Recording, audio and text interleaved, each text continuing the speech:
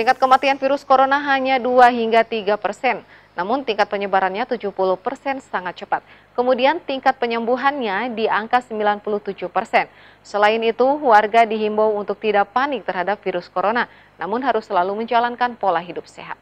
Sebetulnya virus corona ini adalah satu rangkaian cerita dulu ya, dari dulu mungkin tahun 2002 ada kasus SARS dulu. Itu juga asalnya dari Cina. SARS itu Severe Acute Respiratory Syndrome.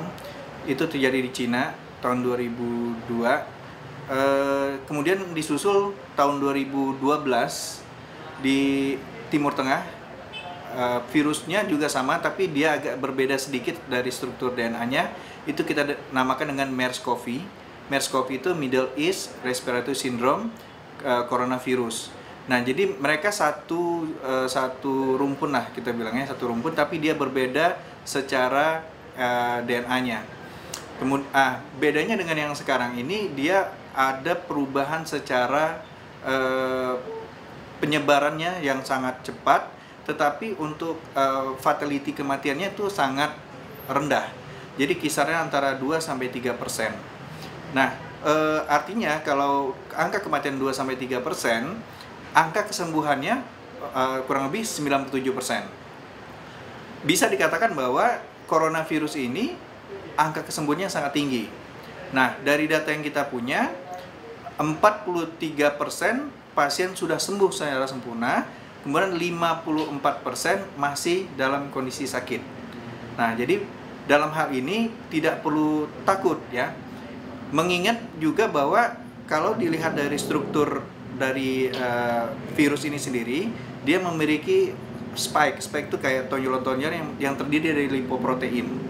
Nah, lipoprotein ini sifatnya sangat larut dengan deterjen, sabun, atau dengan antiseptik.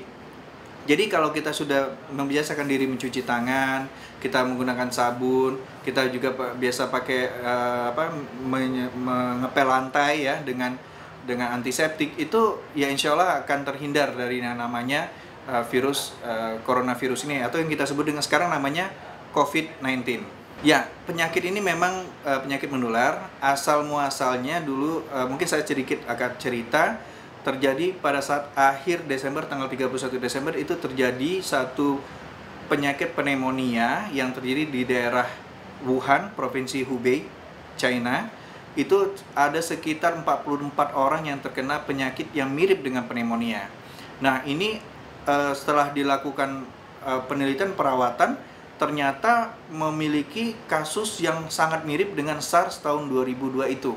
Nah, setelah teliti ternyata ini bukan satu penyakit yang lama, tapi ada sesuatu yang baru lagi. Dulu dinamakan Wuhan pneumonia. Lama-kelamaan berubah menjadi 2019 coronavirus atau 2019 COVID. Nah, kemudian WHO sendiri pada tanggal 11 Februari memberikan nomenklatur atau nama baru penyakit ini dengan nama virus ini, namanya adalah SARS-CoV-2. Jadi SARS itu Severe Acute Respiratory Syndrome coronavirus tipe 2. Nah, kalau untuk penyakit sendiri namanya COVID, coronavirus disease 19 yaitu 2019. Nah, penularannya ini asal muasalnya karena mereka ini didapat di daerah Wuhan ini ada satu pasar penjualannya seafood. Nah, ditemukan pada seorang yang penjual ikan sebenarnya. Nah, perlu diketahui bahwa virus corona ini sendiri bukan yang tahan di air, jadi bukan yang akuatik gitu ya. Dia hanya tinggal pada hewan perantara, jadi kita sebut dengan zoonotik. Jadi dia hidup di hewan, contoh kelelawar, ular, juga kalau di Timur Tengah namanya onta ya, ada hewan onta. Nah, dulu diperkirakan hanya tertular dari hewan ke manusia. Tapi lama-kelamaan ternyata bisa berubah dari manusia ke manusia. Nah, ini dibuktikan pada sekitar awal dari Januari, kalau nggak salah tanggal 25 Januari, itu pasien yang sudah dirawat dengan kasus yang pneumonia tipe baru ini, ternyata dia menyebarkan juga ke tenaga medis, sekitar 15 orang tenaga medis juga terkena. Nah, setelah itu penyebarannya sangat luas. Jadi penyebaran bisa dilihat setiap jam itu terjadi. Nah, terakhir yang saya lihat, baru saya lihat dari World Meter itu angka orang yang terinfeksi sekitar 98.000 saat ini. Dengan kematian kurang lebih 3.300 orang. Nah, cuman yang kabar baiknya adalah mereka sudah sembuh sekitar 53 ribuan.